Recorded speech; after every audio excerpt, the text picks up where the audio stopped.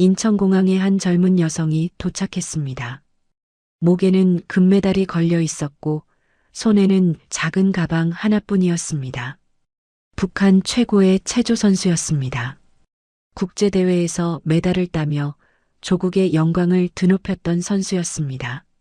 하지만 공항 바닥에 무릎을 꿇은 그녀가 한 첫마디는 충격적이었습니다. 너무 무서웠어요. 그녀는 울며 그렇게 말했습니다. 화려한 메달 뒤에 숨겨진 그녀의 이야기는 무엇이었을까요?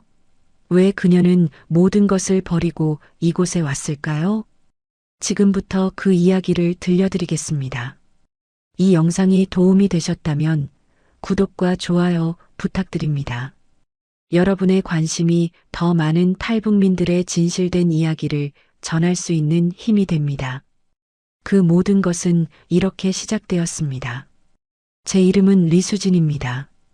북한 국가대표 체조 선수였습니다. 평양 체육촌에서 자랐습니다.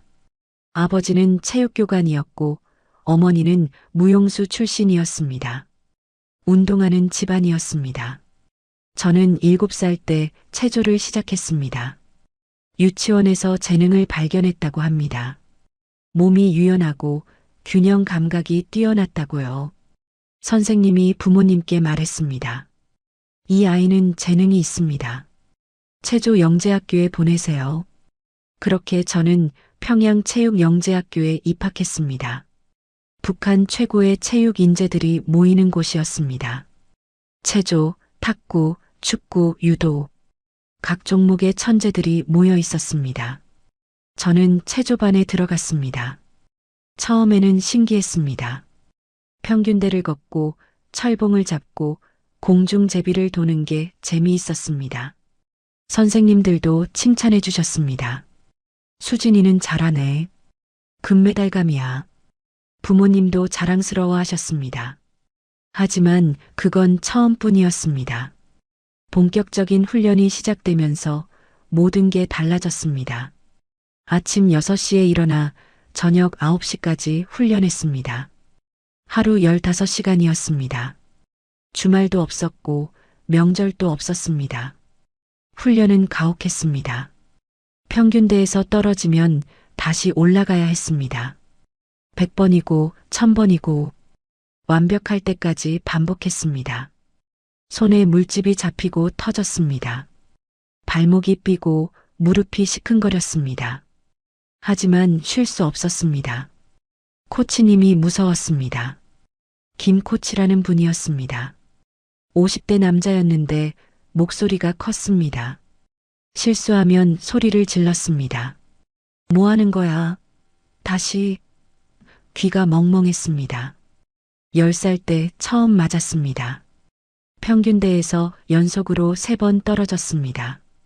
김 코치님이 다가왔습니다. 그리고 뺨을 때렸습니다. 딱이었습니다. 귀에서 윙 소리가 났습니다. 집중 못해? 정신 차려. 놀랐습니다. 맞은 적이 없었으니까요. 부모님도 때린 적 없는데 코치님이 때렸습니다. 울었습니다. 하지만 그게 시작이었습니다. 그 후로 실수할 때마다 맞았습니다. 뺨, 등, 엉덩이. 코치님의 회초리가 날아왔습니다.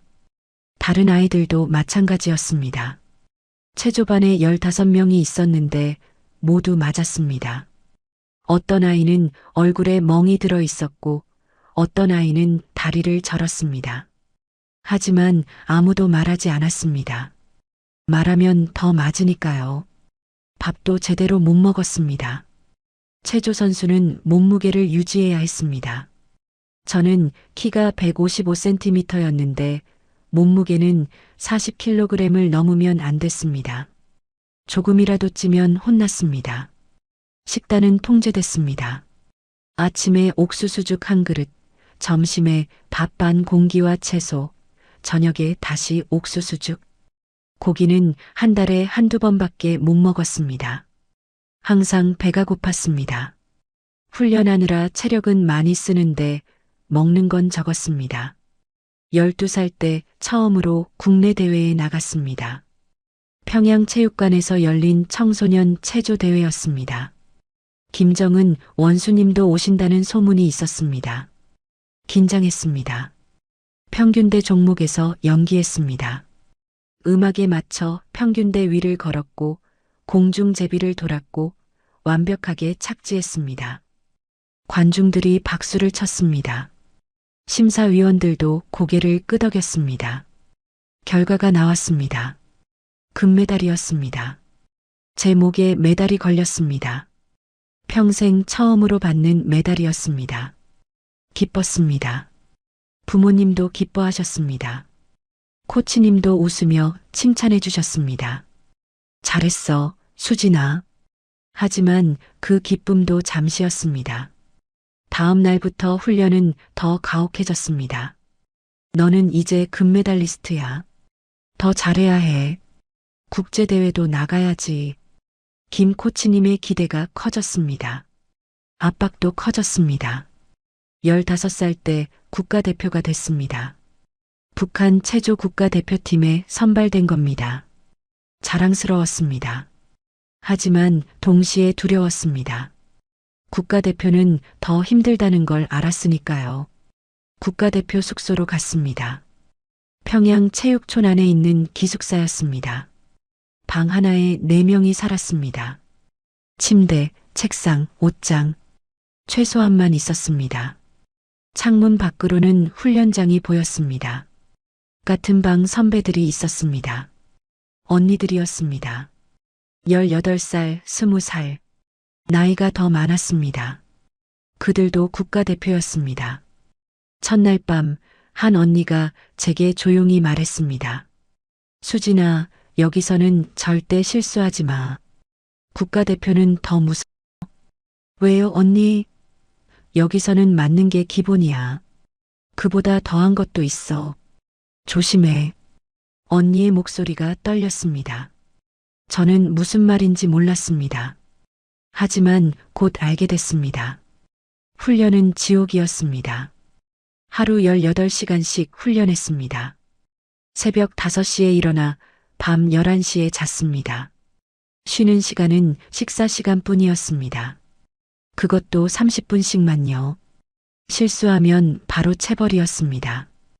회초리로 맞았습니다. 10대, 20대, 세지도 않았습니다. 등이 부어올랐고 멍이 들었습니다. 앉을 수도 없었습니다. 하지만 다음 날도 훈련해야 했습니다. 말할 자유도 없었습니다. 힘들어요, 쉬고 싶어요라는 말을 하면 안 됐습니다. 그런 말을 하는 순간 반동분자로 찍혔습니다. 혁명적 열의가 부족하다, 체제에 불만이 있다고 낙인 찍혔습니다. 밥은 따로 먹었습니다. 국가대표는 일반 선수들과 식당을 달리했습니다. 감시받으며 먹었습니다. 대화도 못했습니다. 그냥 조용히 밥만 먹어야 했습니다. 옆 사람과 눈도 마주치면 안 됐습니다. 여러분도 아시다시피 옛날 우리나라 운동선수들도 힘들었다고 합니다. 체벌도 있었고 훈련도 가혹했다고 하죠. 하지만 그래도 말은 할 수 있었고 가족을 만날 수 있었고 그만둘 자유도 있었습니다. 북한은 달랐습니다. 아무것도 선택할 수 없었습니다. 부모님을 보는 것도 1년에 2~3번뿐이었습니다. 명절 때만 잠깐 집에 갈 수 있었습니다. 그마저도 성적이 좋을 때만요. 성적이 나쁘면 집에도 못 갔습니다. 너는 집 갈 자격이 없다고 했습니다. 17살 때 처음으로 중국 대회에 나갔습니다. 국제대회는 아니었지만 북한 밖으로 나가는 첫 경험이었습니다. 베이징에 갔습니다. 비행기를 처음 탔습니다. 중국이 놀라웠습니다. 건물이 많았고 차가 많았고 사람들이 자유로워 보였습니다. 하지만 저희는 호텔과 경기장만 오갔습니다. 다른 곳은 갈 수 없었습니다. 감시원이 항상 따라다녔습니다. 대회에서 은메달을 땄습니다. 기뻤습니다. 하지만 북한으로 돌아오자마자 혼났습니다. 왜 금메달을 못 땄어? 조국의 영광을 드높이지 못했어. 김 코치님이 소리쳤습니다. 그리고 회초리가 날아왔습니다. 그날 밤 저는 생각했습니다. 나는 왜 이렇게 살아야 할까? 메달을 따도 맞고 못 따도 맞고 이게 정상인가? 하지만 그 생각을 입 밖에 낼 수 없었습니다. 혼자만 간직해야 했습니다. 그렇게 저는 20살이 됐습니다. 국가대표로 5년을 보냈습니다. 국내 대회에서 여러 번 우승했고 중국 대회에서도 메달을 땄습니다. 북한 최고의 체조 선수 중 하나가 됐습니다. 하지만 행복하지 않았습니다. 매일 맞았고 굶주렸고 두려웠습니다. 이게 제 삶이었습니다. 그리고 그 삶은 곧 더 큰 비극을 만날 것이었습니다. 그 비극이 일어난 건 제가 21살 되던 해봄이었습니다. 국가대표 숙소에 새로운 선수가 들어왔습니다. 이름은 박은희였습니다. 19살이었습니다. 지방에서 올라온 선수였습니다.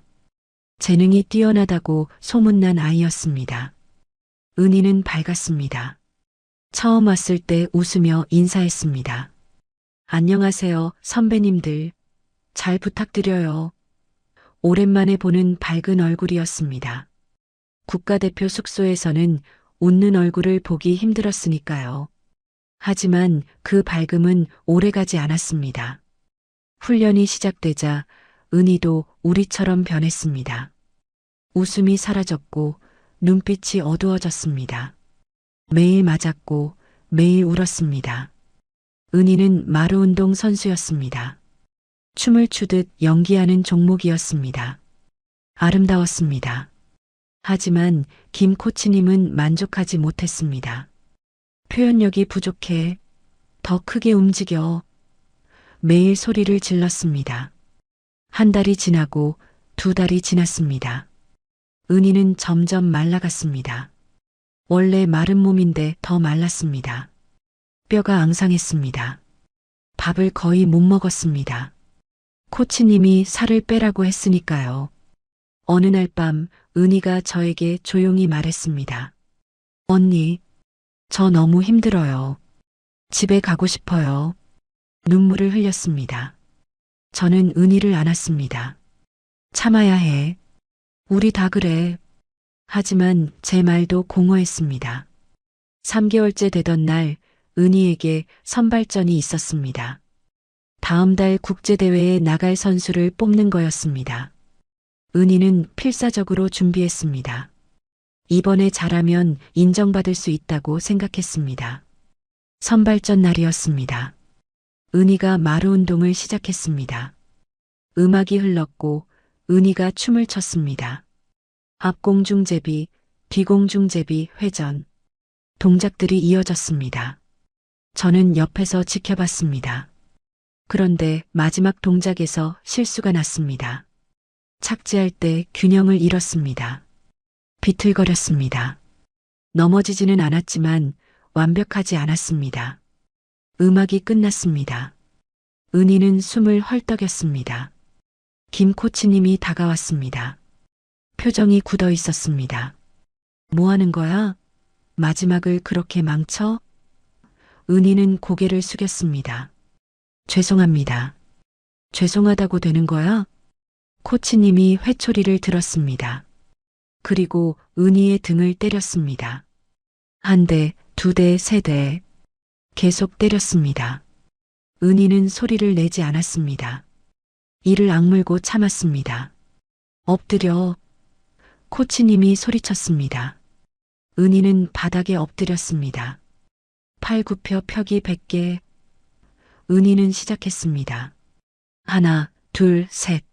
하지만 힘이 없었습니다. 이미 훈련으로 지친 몸이었습니다. 50개쯤 했을 때 은희의 팔이 떨렸습니다. 더 이상 못하겠다는 신호였습니다. 하지만 멈출 수 없었습니다. 계속해. 코치님이 소리쳤습니다. 은희는 계속했습니다. 60개, 70개.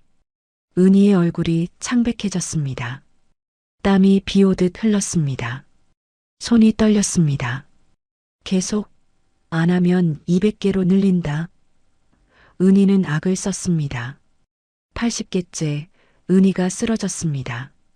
바닥에 고꾸라졌습니다. 움직이지 않았습니다.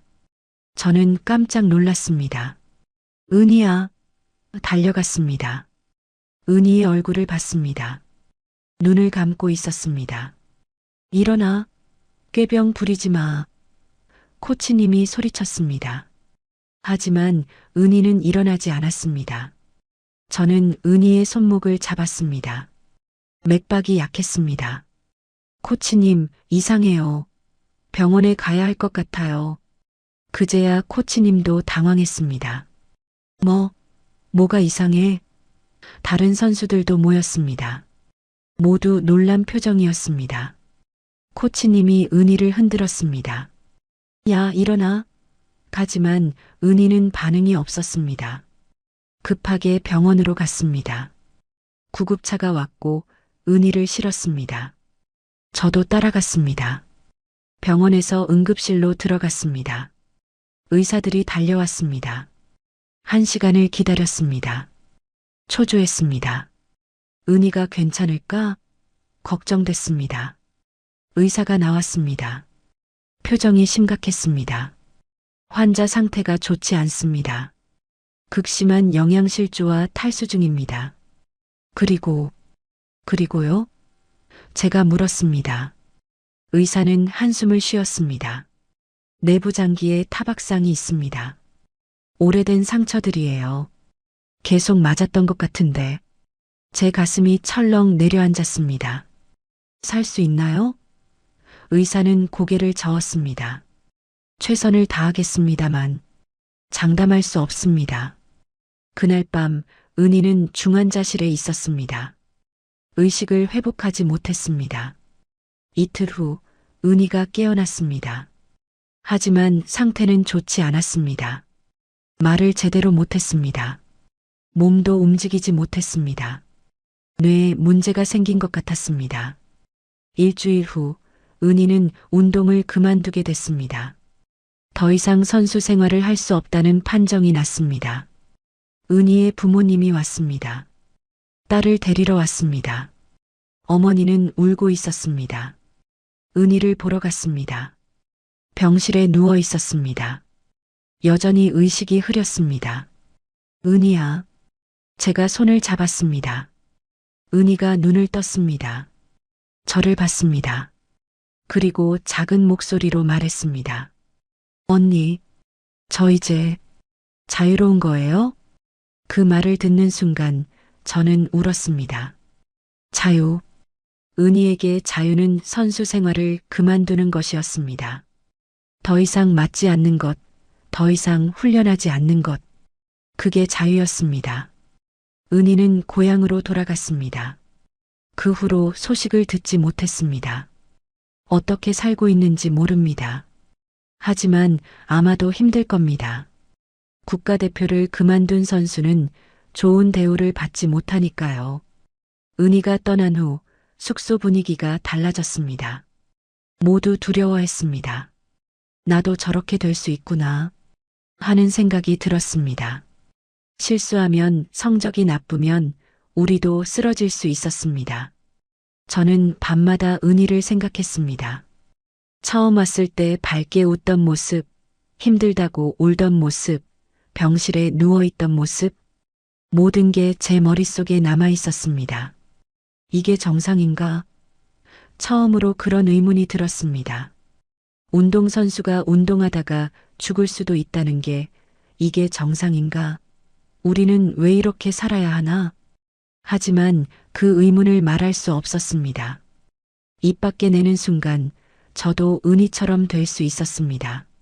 아니, 더 나쁠 수도 있었습니다. 반동분자로 몰려 수용소에 갈 수도 있었습니다. 그래서 저는 참았습니다. 입을 다물고 훈련에 집중했습니다. 실수하지 않으려고 더 노력했습니다. 맞지 않으려고, 살아남으려고. 그렇게 버텼습니다. 하지만 제 마음속에는 균열이 생기기 시작했습니다. 체제에 대한 의문, 이 삶에 대한 회의. 작은 균열이었지만 점점 커지고 있었습니다. 그리고 그 균열은 곧 저를 완전히 바꿔놓을 것이었습니다. 은희가 떠난 후 훈련은 더 가혹해졌습니다. 코치님들은 우리를 더 세게 몰아붙였습니다. 은희처럼 되고 싶어? 그럼 더 열심히 해. 오히려 은희의 사고를 우리 탓으로 돌렸습니다.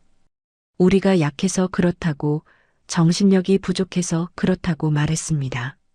하루 훈련 시간이 20시간으로 늘었습니다. 새벽 4시에 일어나 자정에 잤습니다. 잠은 4시간뿐이었습니다. 몸이 회복될 시간이 없었습니다. 근육이 찢어지고 뼈가 삐걱거렸습니다. 실수하면 바로 체벌이었습니다. 회초리는 기본이었습니다. 손바닥으로 뺨을 때렸고 발로 차기도 했습니다. 어떤 날은 1시간 동안 스쿼트 자세로 서 있어야 했습니다. 다리가 후들거려도 내려앉으면 더 맞았습니다. 저도 자주 맞았습니다. 평균대 연습 중에 손을 짚었을 때 코치님이 달려왔습니다. 손을 왜 짚어? 완벽하게 해야지. 그리고 제 등을 회초리로 때렸습니다. 10대를 맞았습니다. 옷 위로 맞았지만 아팠습니다. 밤에 옷을 벗으면 등에 멍이 들어 있었습니다. 보랏빛 멍, 푸른빛 멍, 온몸이 멍투성이었습니다. 룸메이트들도 마찬가지였습니다. 우리는 서로의 상처를 보며 침묵했습니다. 말할 필요도 없었습니다. 다 같은 처지니까요. 밥은 더 줄었습니다. 다음 달 국제대회를 앞두고 몸무게를 더 빼라는 지시가 내려왔습니다. 하루 한 끼만 먹었습니다. 저녁 6시에 밥 반 공기와 채소 조금. 그게 전부였습니다. 배가 너무 고팠습니다. 훈련하면서 현기증이 났습니다. 평균대에 올라가면 어지러웠습니다. 집중이 안 됐습니다. 하지만 말할 수 없었습니다. 배고파요라고 말하는 순간 정신력이 약하다고 더 혼날 테니까요. 밤에는 배가 고파서 잠을 못 잤습니다. 배에서 꼬르륵 소리가 났습니다. 물을 많이 마셨습니다. 배를 채우려고요. 하지만 물로는 배고픔을 속일 수 없었습니다. 어느 날 밤 룸메이트 지영 언니가 몰래 빵을 꺼냈습니다. 수진아, 조금 먹을래? 작은 빵이었습니다. 주먹만 한 크기였습니다. 어디서 구했는지 몰랐습니다. 저는 고개를 끄덕였습니다. 빵을 조금 먹었습니다. 달았습니다. 세상에서 가장 맛있는 빵이었습니다. 눈물이 날 뻔했습니다. 빵 한 조각이 이렇게 귀한 것이라니. 하지만 다음 날 지영 언니가 걸렸습니다. 몰래 빵을 먹은 게 들통난 겁니다. 누가 고자질한 것 같았습니다. 코치님이 지영 언니를 불렀습니다. 내가 몰래 먹었어? 죄송합니다. 몇 번을 말해? 체중 관리를 철저히 하라고. 코치님이 소리쳤습니다. 그리고 지영 언니를 사흘간 금식시켰습니다. 물도 최소한만 마시게 했습니다. 벌이었습니다. 지영 언니는 사흘 동안 아무것도 못 먹었습니다.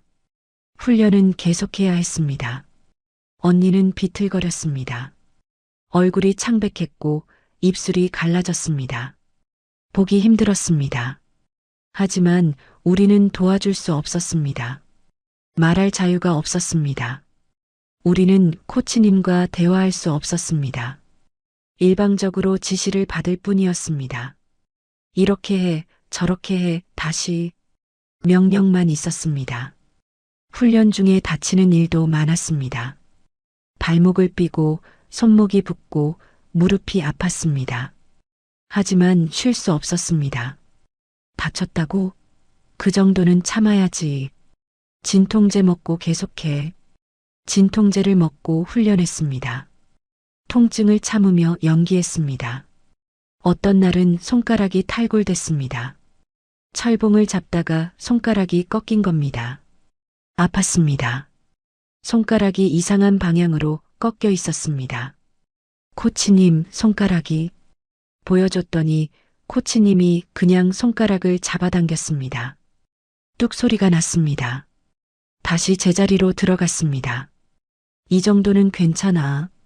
계속해. 손가락이 퉁퉁 부었지만 훈련을 계속해야 했습니다. 그날 저녁 손가락이 까맣게 멍들었습니다. 일주일 동안 아팠습니다. 하지만 훈련은 멈출 수 없었습니다. 생리도 문제였습니다. 너무 적게 먹다 보니 생리가 불규칙했습니다. 몇 달씩 안 하기도 했습니다. 몸이 영양실조 상태라 생리가 멈춘 겁니다. 병원에 가고 싶었지만 갈 수 없었습니다. 그 정도는 괜찮아. 운동선수는 다 그래. 심리적으로도 힘들었습니다. 우울했습니다. 아침에 눈을 뜨면 오늘도 또 라는 생각이 들었습니다. 훈련이 싫었습니다. 체조가 싫어지기 시작했습니다. 원래는 좋아했는데 이제는 보기도 싫었습니다. 밤마다 악몽을 꿨습니다. 코치님이 쫓아오는 꿈, 평균대에서 끝없이 떨어지는 꿈, 맞는 꿈. 잠을 자도 피곤했습니다. 악몽 때문에 제대로 쉬지 못했습니다. 룸메이트들과도 대화가 줄었습니다. 다들 힘들었으니까요. 말할 기력도 없었습니다. 그냥 침대에 누워 천장을 바라봤습니다. 아무 생각도 하고 싶지 않았습니다. 어느 날 거울을 봤습니다. 제 모습이 낯설었습니다. 뼈만 남은 몸, 움푹 들어간 눈, 생기 없는 얼굴. 이게 제 모습이었습니다. 21살 여자의 모습이 아니었습니다. 마치 병든 사람 같았습니다. 나는 왜 이렇게 살고 있지? 거울을 보며 생각했습니다. 체조가 좋아서 시작했는데 이제는 지옥이야. 이게 내가 원하던 삶인가? 하지만 그만둘 수 없었습니다. 국가대표를 그만두면 어떻게 될까요? 좋은 일은 없을 겁니다. 성적이 나쁘거나 중간에 포기하면 반역자 취급을 받습니다. 탄광으로 보내지거나 농장으로 보내집니다. 가족들도 피해를 봅니다. 그래서 참아야 했습니다. 이를 악물고 버텨야 했습니다. 살아남아야 했습니다. 조금만 더, 조금만 더 스스로에게 말했습니다. 하지만 끝이 보이지 않았습니다. 여러분도 아시다시피 우리 부모님 세대도 어렵게 사셨습니다.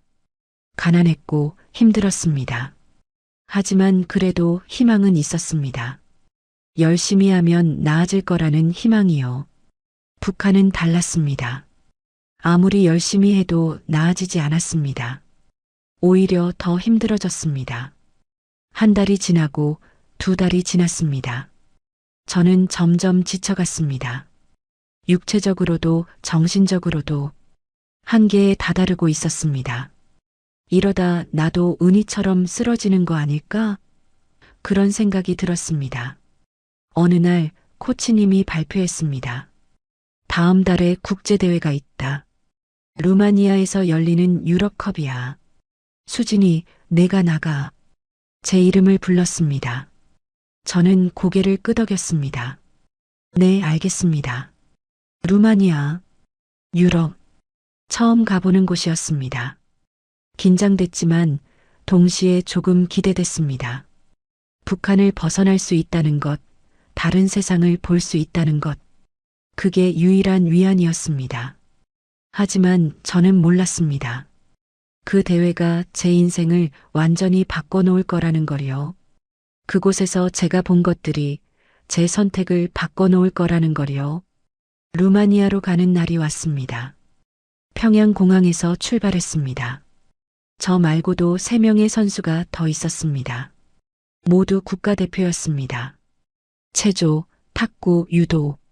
각 종목에서 선발된 선수들이었습니다. 코치님 2분과 감시원 1명이 함께 갔습니다. 감시원은 보위부 사람이었습니다. 중년 남자였는데 표정이 차갑했습니다. 출발 전에 우리를 모아놓고 말했습니다. 너희들 해외 나가서 조심해라. 함부로 돌아다니지 말고 외국인들과 이야기하지 마라. 모든 행동을 감시한다. 네, 알겠습니다. 우리는 고개를 숙였습니다. 두려웠습니다. 감시원은 우리의 일거수일투족을 지켜볼 겁니다. 잘못하면 북한으로 돌아가서 처벌받습니다. 가족들도 피해를 봅니다. 비행기를 탔습니다. 처음 타보는 국제선이었습니다. 좌석이 좁았지만 신기했습니다. 창밖으로 북한이 점점 작아졌습니다. 구름 위로 올라갔습니다. 세상이 아름다웠습니다. 15시간을 날았습니다. 중간에 베이징에서 환승했습니다. 그리고 드디어 루마니아 부쿠레슈티에 도착했습니다. 공항이 컸습니다. 평양 공항과는 비교할 수 없을 만큼 컸습니다. 밖으로 나왔을 때 놀랐습니다. 건물이 화려했고 차가 많았고 사람들이 자유로워 보였습니다. 옷차림도 다양했습니다. 말소리도 다양했습니다. 여러 나라 사람들이 섞여 있었습니다. 호텔로 갔습니다. 큰 호텔이었습니다. 로비가 넓었고 샹들리에가 빛났습니다. 방은 2인실이었습니다. 저는 탁구 선수와 같은 방을 썼습니다. 방이 깨끗했습니다. 침대가 부드러웠고 화장실에는 따뜻한 물이 나왔습니다. 하지만 우리는 방 밖으로 나갈 수 없었습니다. 감시원이 복도에서 지키고 있었습니다. 필요한 거 있으면 말해. 절대 마음대로 나가지 마. 우리는 방 안에 갇혀 있었습니다. 창밖을 봤습니다. 거리가 보였습니다. 사람들이 걷고 있었습니다. 웃고 이야기하고 자유로워 보였습니다. 부러웠습니다. 저도 저렇게 자유롭게 걸을 수 있다면. 다음 날 대회장으로 갔습니다. 실내 체육관이었습니다. 엄청나게 컸습니다. 관중석이 수천 명은 앉을 것 같았습니다. 체조 기구들이 설치되어 있었습니다. 평균대, 철봉, 마루 모두 새 것이었습니다. 다른 나라 선수들이 있었습니다. 루마니아, 러시아, 미국, 중국, 일본 여러 나라에서 왔습니다. 유니폼 색깔이 다양했습니다. 국기가 걸려 있었습니다. 우리 인공기도 있었습니다. 연습 시간이었습니다. 저는 평균대 앞에 섰습니다. 준비 운동을 했습니다. 그때 옆에서 누군가 말을 걸었습니다. 하이, you from North Korea? 영어였습니다. 돌아보니 미국 선수였습니다. 제 또래로 보였습니다. 금발의 파란 눈이었습니다. 웃고 있었습니다. 저는 어떻게 대답해야 할지 몰랐습니다. 영어를 잘 못했고 외국인과 이야기하지 말라고 했으니까요. 예스? 저는 짧게 대답하고 고개를 돌렸습니다. 감시원이 저를 보고 있었습니다. 무서웠습니다. 미국 선수는 이상하다는 표정을 지었지만 더 이상 말을 걸지 않았습니다. 연습을 시작했습니다. 평균대에 올라갔습니다. 동작을 연습했습니다. 옆에서 다른 선수들도 연습하고 있었습니다. 그들을 보면서 느꼈습니다. 분위기가 다르다는 걸요. 러시아 선수와 코치가 대화하고 있었습니다. 웃으며 이야기하고 있었습니다. 코치가 선수의 어깨를 두드렸습니다. 격려하는 것 같았습니다. 선수는 고개를 끄덕이며 웃었습니다. 친구 같았습니다. 중국 선수들은 서로 장난치고 있었습니다. 웃고 떠들고 즐거워 보였습니다. 코치님도 같이 웃고 있었습니다. 분위기가 밝았습니다. 훈련이 아니라 놀이 같았습니다. 미국 선수들은 음악을 들으며 연습하고 있었습니다. 이어폰을 끼고 리듬에 맞춰 몸을 흔들었습니다. 자유로웠습니다. 아무도 제지하지 않았습니다. 코치님도 그냥 지켜보고 있었습니다. 우리는 달랐습니다. 조용히 엄숙하게 연습했습니다. 코치님 앞에서 숨도 크게 쉬지 못했습니다. 실수하면 눈치를 봤습니다. 혹시 혼나지 않을까 두려웠습니다. 긴장된 분위기였습니다. 점심시간이 되었습니다. 선수들이 식당으로 갔습니다. 뷔페 형식이었습니다. 음식이 많았습니다. 고기, 빵, 과일, 샐러드. 다양한 음식이 있었습니다. 마음껏 먹을 수 있었습니다. 하지만 우리는 따로 먹었습니다. 코치님이 우리를 다른 테이블로 데려갔습니다. 여기 앉아. 외국 선수들과 섞이지 마. 우리는 구석 테이블에 앉았습니다. 조용히 밥을 먹었습니다. 음식을 조금만 담았습니다. 평소 습관이었습니다. 많이 먹으면 안 된다는 게 몸에 배어 있었습니다. 고기를 한 조각 담고 빵을 하나 담았습니다. 그게 전부였습니다. 옆 테이블을 봤습니다. 다른 나라 선수들은 접시에 음식을 가득 담고 있었습니다. 웃으며 이야기하고 농담하고 즐거워 보였습니다. 그들은 친구들 같았습니다. 선수와 코치, 선배와 후배, 구분이 없었습니다.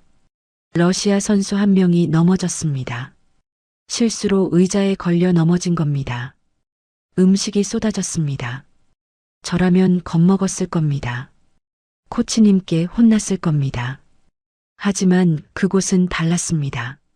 러시아 코치가 웃으며 선수를 일으켰습니다. 괜찮아? 선수도 웃으며 네, 괜찮아요라고 대답했습니다.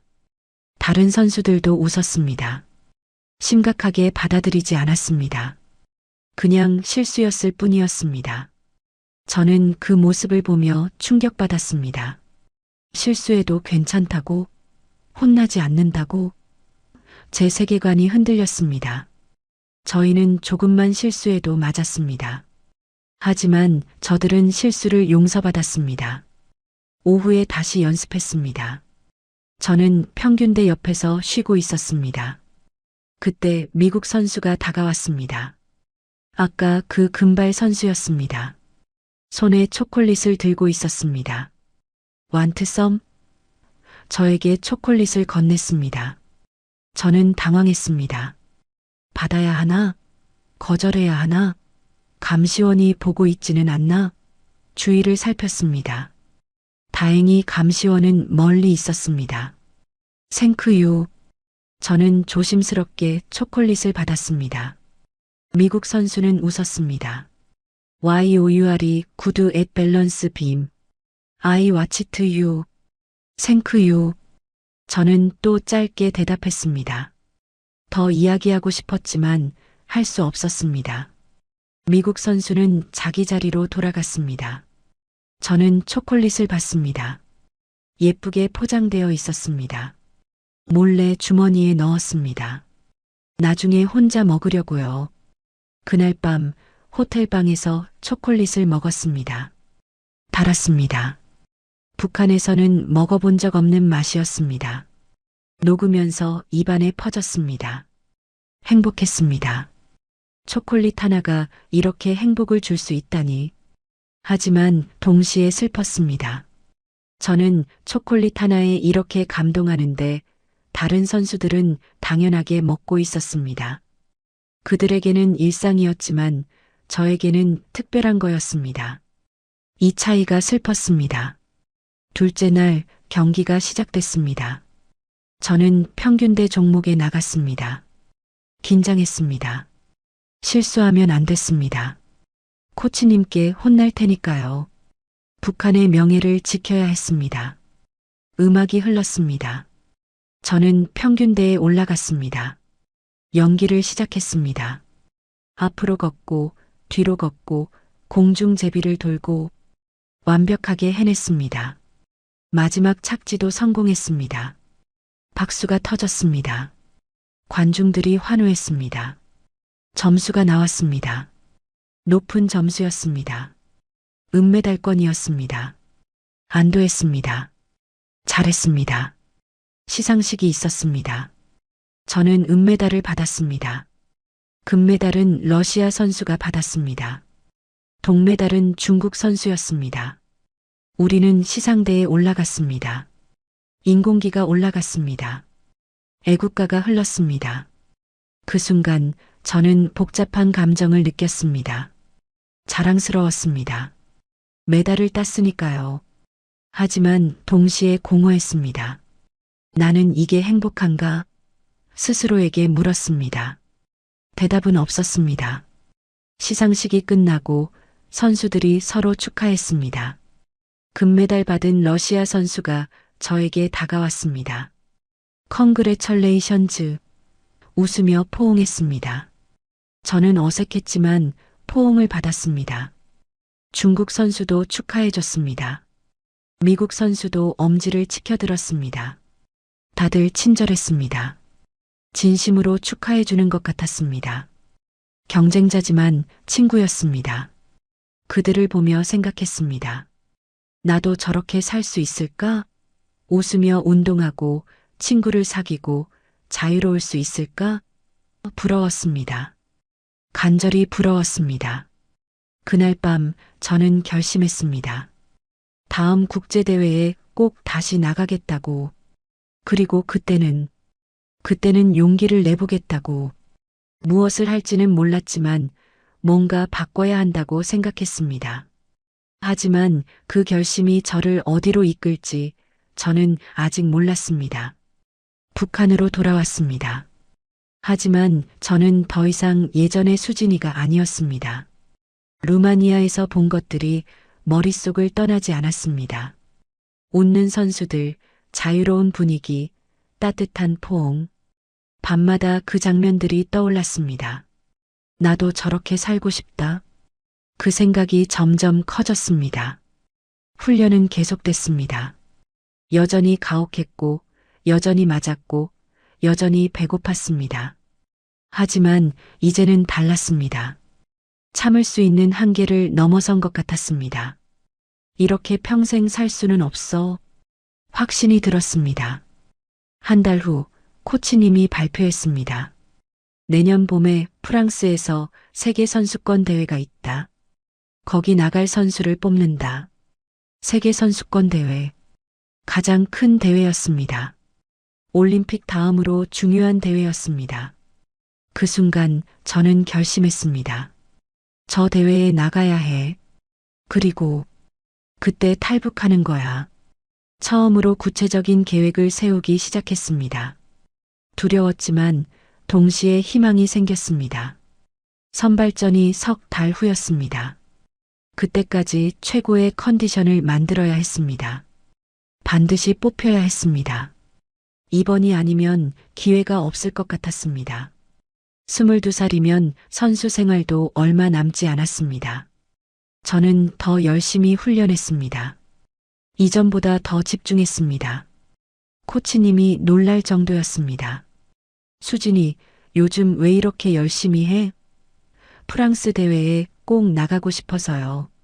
그래, 좋아. 그 마음가짐이야. 맞아도 참았습니다. 아파도 참았습니다. 배고파도 참았습니다. 조금만 더 버티면 돼. 스스로에게 말했습니다.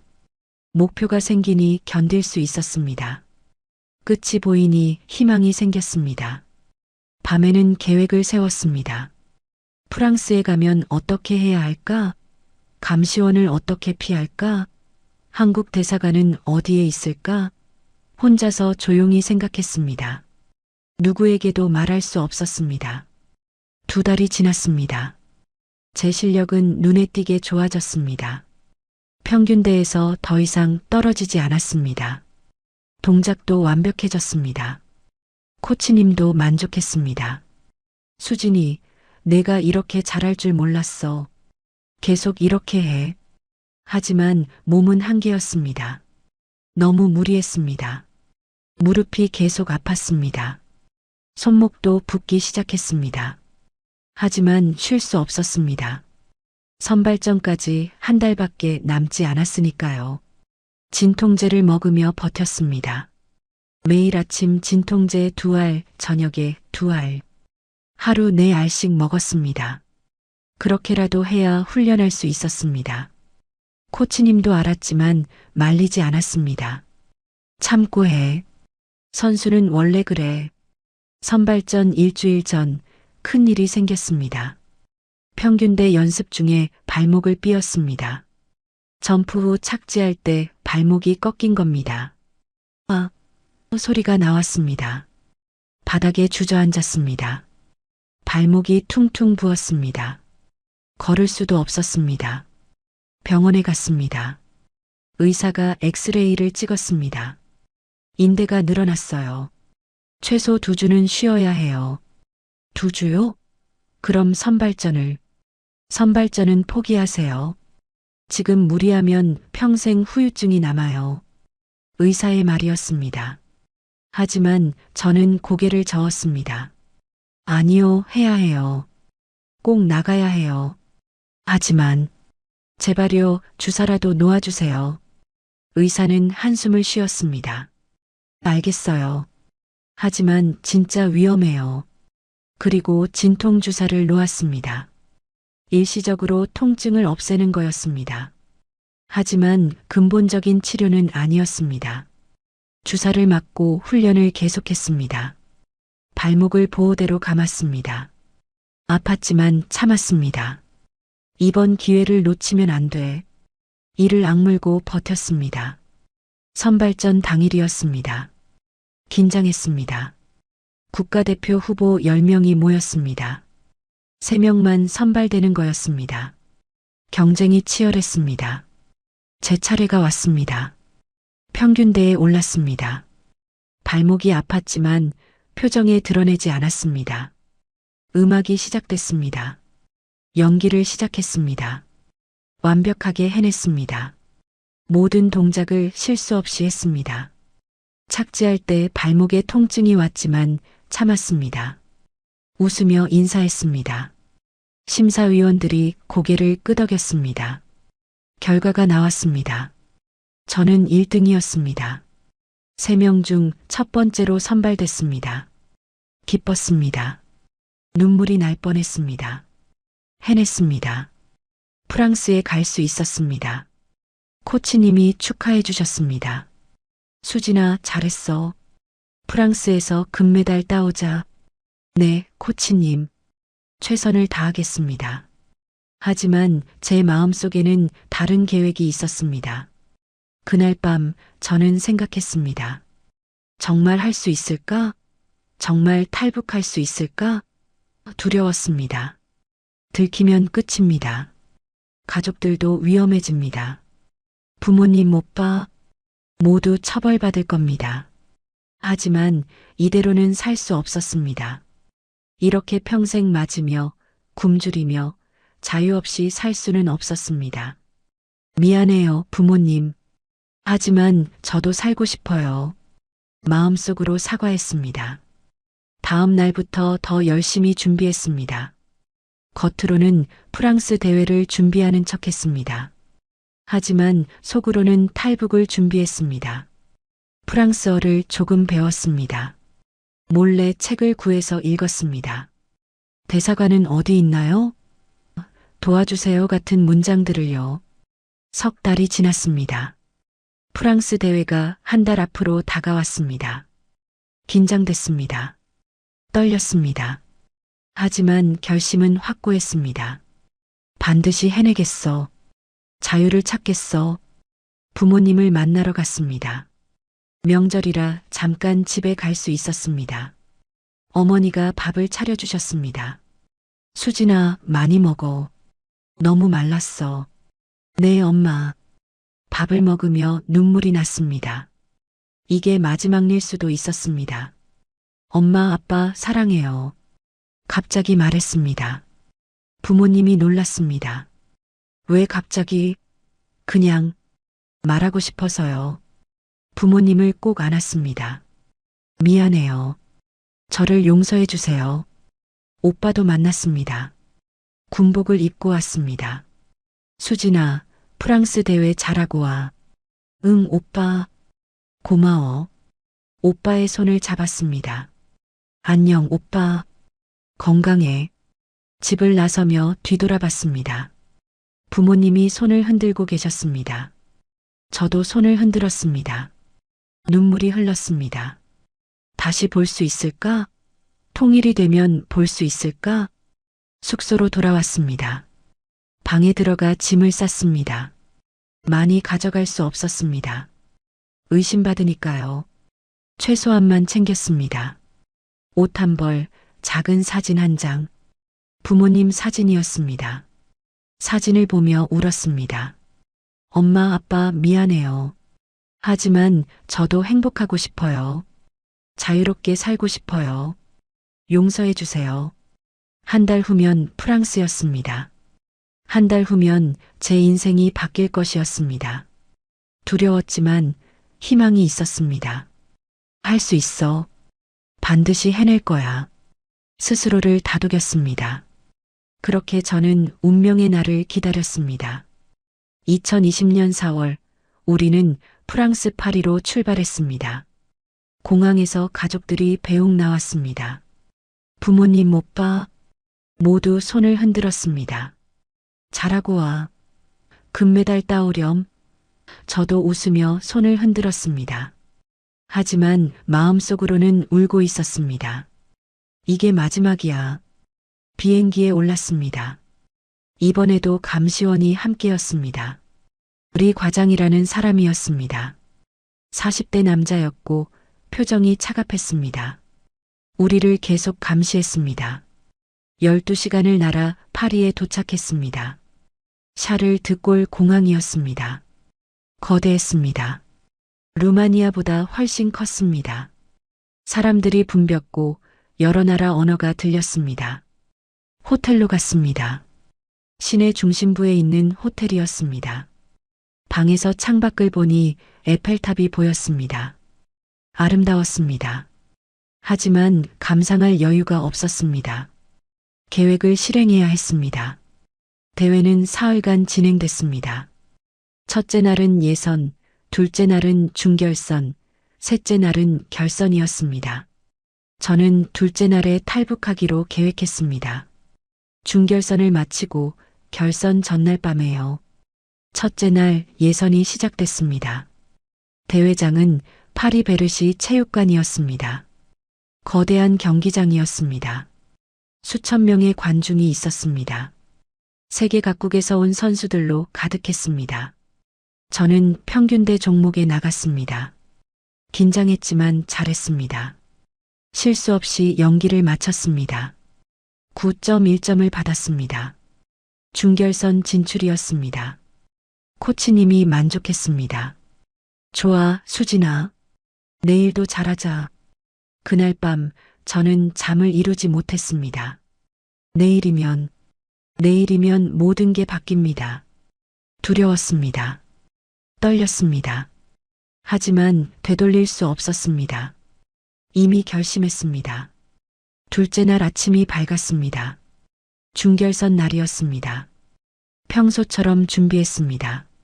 아침을 먹고 대회장으로 갔습니다. 아무렇지 않은 척했습니다. 감시원이 눈치채면 안 되니까요. 중결선이 시작됐습니다. 제 차례가 왔습니다. 평균대에 올랐습니다. 이게 마지막 연기일 수도 있었습니다. 북한 선수로서의 마지막 연기요. 최선을 다했습니다. 완벽했습니다. 9.3점을 받았습니다. 결선 진출이 확정됐습니다. 관중들이 환호했습니다. 코치님도 웃었습니다. 수진아, 대단해. 내일 금메달 확실하겠는걸. 하지만 저는 내일 여기 없을 거였습니다. 가슴이 찢어지는 것 같았습니다. 코치님을 속이는 게, 동료들을 속이는 게 죄책감이 들었습니다. 하지만 어쩔 수 없었습니다. 대회장을 나왔습니다. 호텔로 돌아가는 버스에 올랐습니다. 감시원이 옆에 앉았습니다. 수진 동무, 내일 잘해야 해. 조국의 영광을 위해서. 네, 과장님. 최선을 다하겠습니다. 호텔에 도착했습니다. 저녁 6시였습니다. 식사를 했습니다.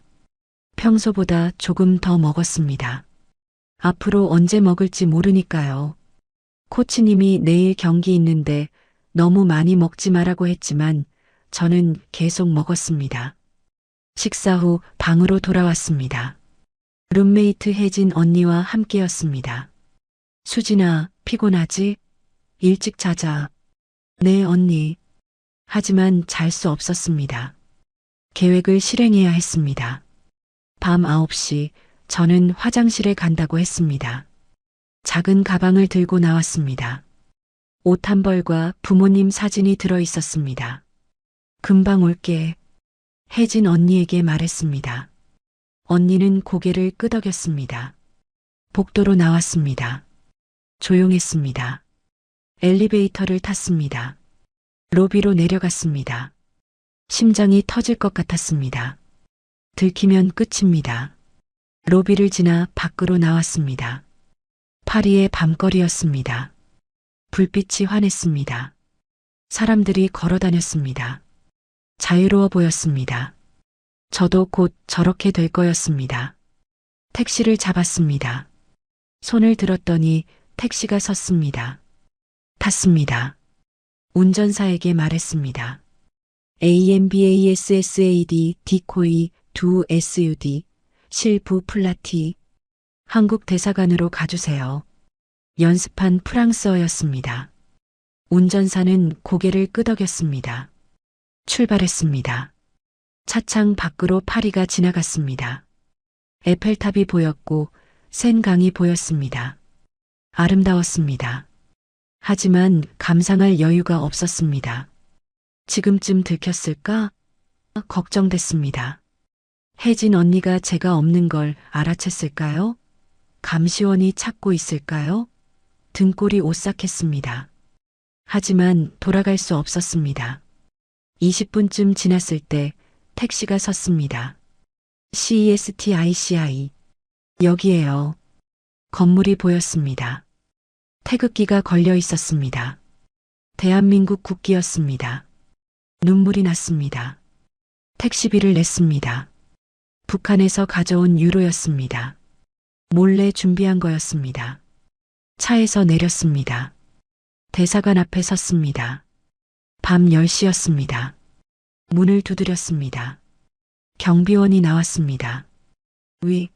네. 저는 떨리는 목소리로 말했습니다. 저는 북한에서 왔습니다. 도와주세요. 한국말로 했습니다. 경비원이 놀랐습니다. 북한이요? 네. 탈북하고 싶습니다. 제발 도와주세요. 무릎을 꿇었습니다. 눈물이 쏟아졌습니다. 10년 넘게 참아왔던 눈물이 터져 나왔습니다. 잠깐만 기다리세요. 경비원이 어디론가 전화했습니다. 잠시 후 정장을 입은 남자가 나왔습니다. 들어오세요. 저를 안으로 안내했습니다. 대사관 안으로 들어갔습니다. 따뜻했습니다. 안전했습니다. 태극기가 걸려 있었습니다. 나 지금 대한민국에 있는 거구나. 실감이 났습니다. 앉으세요. 이름이 뭐예요? 리수진입니다. 어디서 왔어요? 평양이요. 국가대표 체조 선수였어요. 체조 선수? 남자가 놀랐습니다. 네. 지금 세계선수권 대회 참가 중이었어요. 그런데 탈북하고 싶어서 남자는 고개를 끄덕였습니다. 알겠습니다. 보호해 드릴게요. 안전해요. 여기는 대한민국 영토예요. 그 말을 듣는 순간 저는 주저앉아 울었습니다. 감사합니다. 정말 감사합니다. 힘드셨죠? 남자가 물었습니다. 저는 고개를 끄덕였습니다. 네. 너무 힘들었어요. 매일 맞았고 굶었고 자유가 없었어요. 더 이상 못 버티겠어서 말하면서 울었습니다. 그날 밤 저는 대사관에 머물렀습니다. 방을 주었습니다. 침대가 있었고 따뜻했습니다. 하지만 잠을 잘 수 없었습니다. 부모님 생각이 났습니다.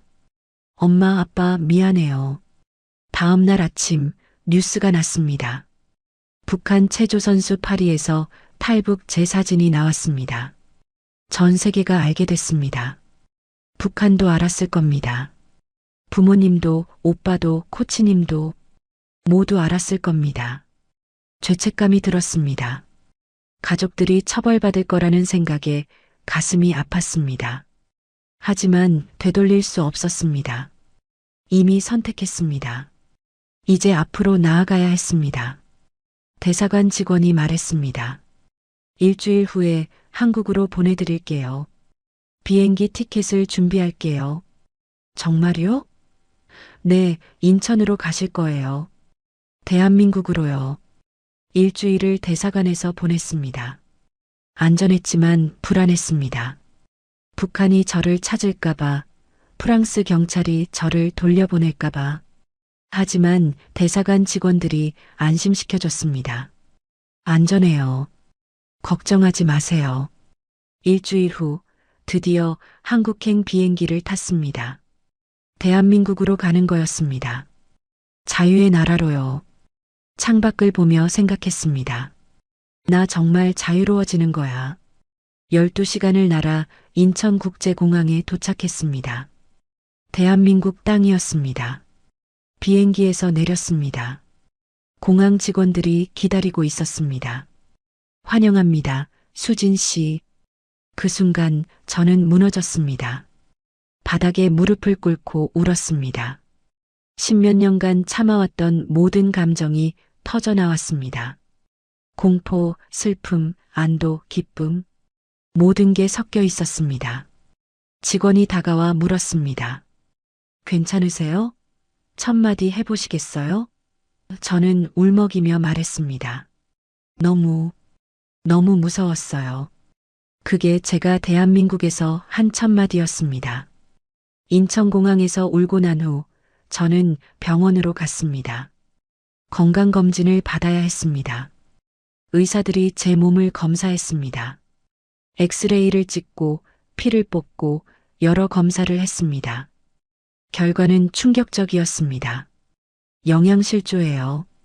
그리고 여기저기 골절 흔적이 있어요. 오래된 상처들이네요. 의사가 물었습니다. 많이 다치셨나 봐요? 저는 고개를 끄덕였습니다. 네. 훈련하면서요. 맞기도 많이 맞았어요. 맞았다고요? 네. 북한에서는 그게 일상이었어요. 의사는 안타까운 표정을 지었습니다. 많이 힘드셨겠어요. 이제는 치료받으면서 회복하세요. 감사합니다. 저는 처음으로 제대로 된 치료를 받았습니다. 진통제도 주고 물리치료도 해주고 북한에서는 상상도 못했던 일이었습니다. 일주일 후 하나원으로 갔습니다. 탈북민들이 한국 사회를 배우는 곳이었습니다. 경기도 안성에 있었습니다. 거기서 석 달을 보내야 했습니다. 하나원에는 다른 탈북민들도 많았습니다. 나이도 출신도 다양했습니다. 모두 자유를 찾아온 사람들이었습니다. 저는 특이한 케이스였습니다. 국가대표 선수가 국제대회 중에 탈북한 거니까요. 처음에는 적응이 힘들었습니다. 한국말이 북한말과 달랐습니다. 컴퓨터, 스마트폰, 인터넷. 처음 듣는 단어들이 많았습니다. 억양도 달랐습니다. 제 말투를 고쳐야 했습니다. 가장 힘든 건 트라우마였습니다. 밤마다 악몽을 꿨습니다. 코치님이 회초리를 들고 쫓아오는 꿈, 평균대에서 떨어지는 꿈, 맞는 꿈. 잠에서 깨면 온몸이 땀으로 젖어 있었습니다. 갑작스러운 소리에도 놀랐습니다. 누가 큰 소리로 말하면 움찔했습니다. 문이 쾅 닫히는 소리만 들어도 심장이 뛰었습니다. 북한에서 코치님이 소리 지르던 게 떠올랐습니다. 상담 선생님과 이야기를 나눴습니다.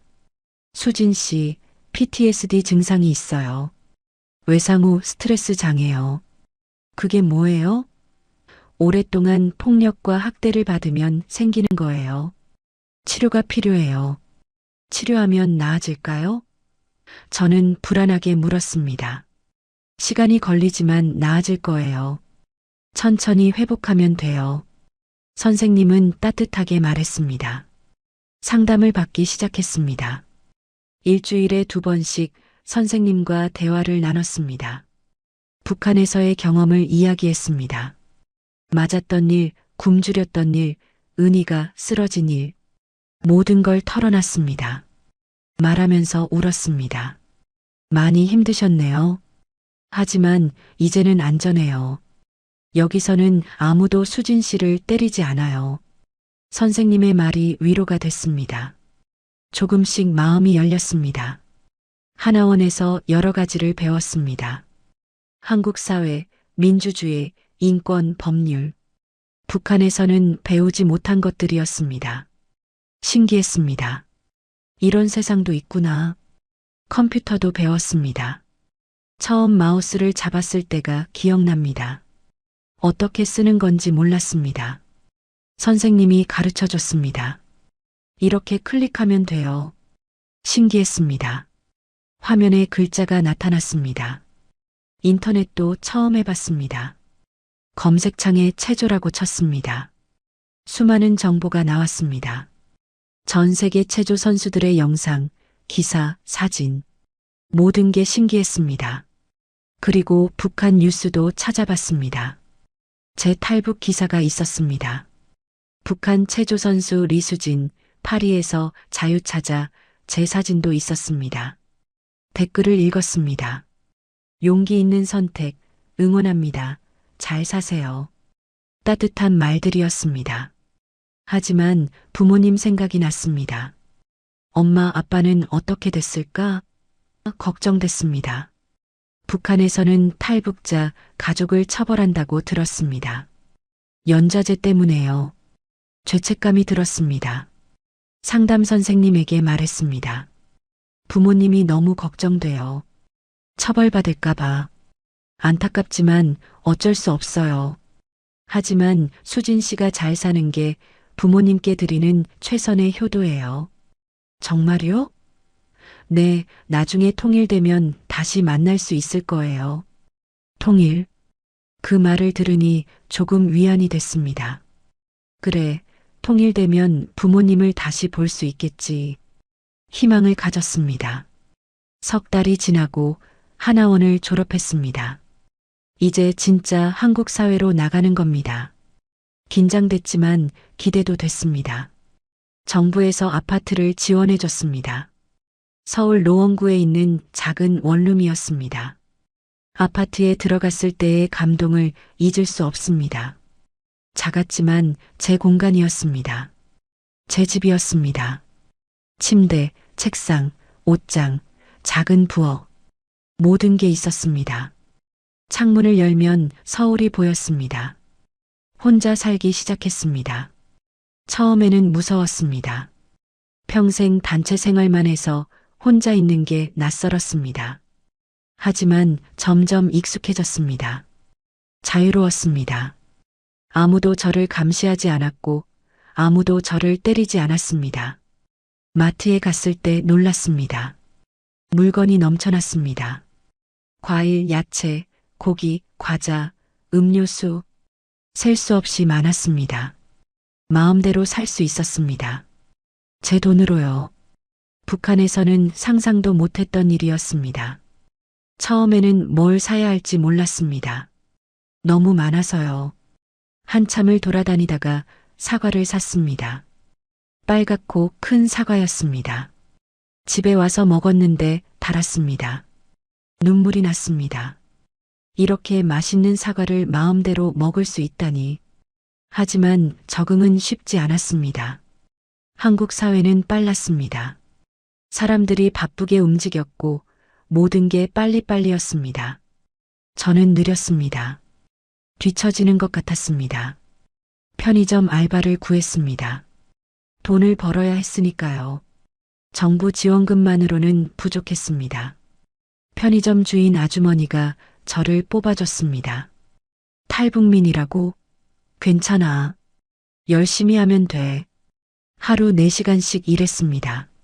물건을 진열하고 계산하고 청소했습니다. 어렵지 않았습니다. 하지만 손님들이 무서웠습니다. 큰 소리로 말하는 사람, 화내는 사람, 움찔했습니다. 트라우마 때문이었습니다. 어느 날 손님 한 분이 화를 냈습니다. 이거 유통기한 지났잖아. 큰 소리였습니다. 저는 깜짝 놀라 뒤로 물러섰습니다. 손이 떨렸습니다. 북한 코치님이 떠올랐습니다. 아주머니가 달래줬습니다. 괜찮아, 수진아. 저 손님 원래 그래. 신경 쓰지 마. 하지만 저는 한참 동안 진정이 안 됐습니다. 화장실에 가서 울었습니다. 왜 나는 이렇게 약할까? 상담을 계속 받았습니다. 일주일에 한 번씩 병원에 가서 선생님을 만났습니다. 수진 씨, 급한 소리에 놀라는 거 자연스러운 거예요. 시간이 지나면 나아질 거예요. 언제쯤이요? 사람마다 달라요. 천천히 회복하면 돼요. 천천히. 그 말을 믿으며 하루하루 버텼습니다. 아침에 일어나서 오늘도 살아있다는 걸 감사했습니다. 자유롭게 걷고, 자유롭게 먹고, 자유롭게 말할 수 있다는 것. 그게 행복이었습니다. 체조는 하지 않았습니다. 평균대를 볼 수도 없었습니다. 체육관을 지나칠 때마다 가슴이 아팠습니다. 좋아했던 체조가 이제는 트라우마가 돼버렸습니다. 안타까웠지만 어쩔 수 없었습니다. 1년이 지났습니다. 조금씩 나아졌습니다. 악몽도 줄어들었고 급한 소리에도 덜 놀랐습니다. 한국말도 자연스러워졌습니다. 친구도 생겼습니다. 같은 탈북민 친구들이었습니다. 하지만 여전히 부모님 생각이 났습니다. 밤마다 부모님 사진을 보며 기도했습니다. 엄마, 아빠 건강하세요. 언젠가 다시 만나요. 통일을 꿈꿨습니다. 그렇게 저는 조금씩 천천히 회복하고 있었습니다. 지금은 2026년입니다. 한국에 온 지 6년이 됐습니다. 많은 것이 변했습니다. 저는 이제 28살입니다. 악몽도 많이 줄었고 큰 소리에도 덜 놀랍니다. 트라우마가 완전히 사라진 건 아니지만 많이 나아졌습니다. 대학에 입학했습니다. 체육교육과였습니다. 처음에는 망설였습니다. 체조와 관련된 걸 배우는 게 두려웠으니까요. 하지만 상담 선생님이 말했습니다. 수진 씨, 체조를 다시 사랑할 수 있을 거예요. 이번엔 강요가 아니라 선택이니까요. 그 말이 맞았습니다. 대학에서 체육을 배우는 건 북한과 완전히 달랐습니다. 교수님은 때리지 않았습니다. 격려해 주었습니다. 잘했어요, 수진 씨. 칭찬을 들을 때마다 눈물이 났습니다. 이런 게 정상이구나. 동기들도 좋았습니다. 제가 탈북민이라는 걸 알았지만 차별하지 않았습니다. 오히려 관심을 가져줬습니다. 북한 체조는 어땠어? 힘들었어요. 여기랑은 정반대였어요. 솔직하게 말했습니다. 2년 전부터는 다시 평균대를 탔습니다. 처음에는 무서웠습니다. 올라가자마자 떨렸습니다. 코치님의 소리가 들리는 것 같았습니다. 실수하면 맞는다는 생각이 들었습니다. 하지만 교수님이 말했습니다. 천천히 해도 돼요. 실수해도 괜찮아요. 여기는 배우는 곳이에요. 그 말에 용기를 냈습니다. 한 걸음씩 걸었습니다. 떨어졌습니다.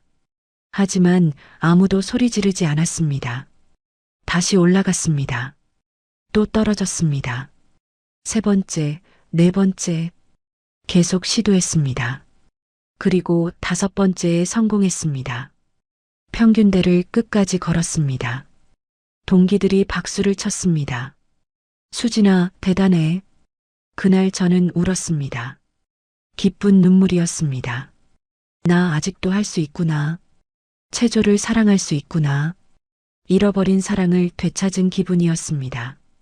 작년부터는 아이들을 가르치기 시작했습니다. 동네 체육관에서 체조를 가르쳤습니다. 7살부터 12살까지 어린아이들이었습니다.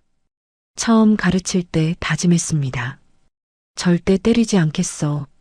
절대 소리 지르지 않겠어. 아이들은 천사 같았습니다. 실수에도 웃었고 넘어져도 다시 일어났습니다. 저는 그들을 격려했습니다. 잘했어. 대단한데? 조금씩 나아지고 있어. 칭찬을 아끼지 않았습니다. 어느 날 한 아이가 물었습니다. 선생님, 북한에서도 체조했어요? 응, 했어. 거기는 어땠어요? 저는 잠시 생각했습니다.